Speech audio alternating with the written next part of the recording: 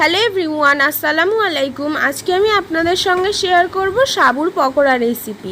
তাহলে চলুন আর দেরি না করে আজকের রেসিপিটা শুরু করা যাক। সাবুর পকোড়া বানানোর জন্য সাবুগুলো আমি আধ ঘন্টা মতো ভিজিয়ে রেখেছিলাম। তারপরে জল ঝরিয়ে ভেজানো সাবুর মধ্যে দিয়ে দিচ্ছি স্বাদ মতো নুন, হলুদ গুঁড়ো, 2 চামচ সুজি, অল্প একটু চিনি আর অল্প একটু জাফরান দিয়ে দিচ্ছি কালার হওয়ার জন্য। তারপরে সমস্ত উপকরণ সাবুর সঙ্গে ভালোভাবে মিক্স করে নিচ্ছি।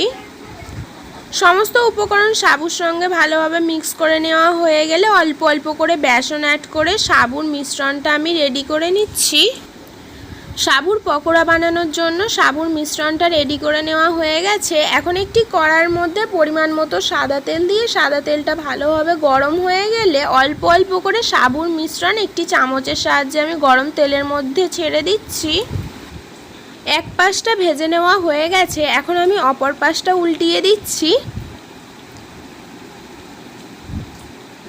ভালোভাবে উল্টে পাল্টে সাবুর পকোড়াগুলো ভেজে নেওয়া হয়ে গেছে। এখন আমি একটি চুপড়ির মধ্যে তুলে নিচ্ছি পকোড়াগুলো। সেম প্রসেসে আমি বাকি পকোড়াগুলোও ভেজে নিচ্ছি।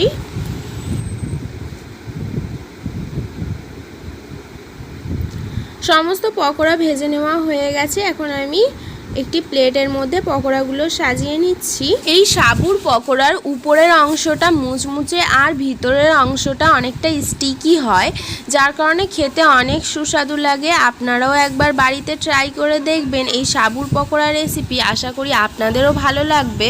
আজকের রেসিপিটা এই পর্যন্তই। আজকের সাবুর পকোড়া রেসিপি আপনাদের ভালো লেগে থাকলে হাবিবার রান্নাবাটি চ্যানেলটিকে সাবস্ক্রাইব করে অল নোটিফিকেশান অন করে রাখবেন। ফিরে আসবো আবারও নেক্সট কোনো রেসিপি নিয়ে। সম্পূর্ণ রেসিপিটা দেখার জন্য ধন্যবাদ।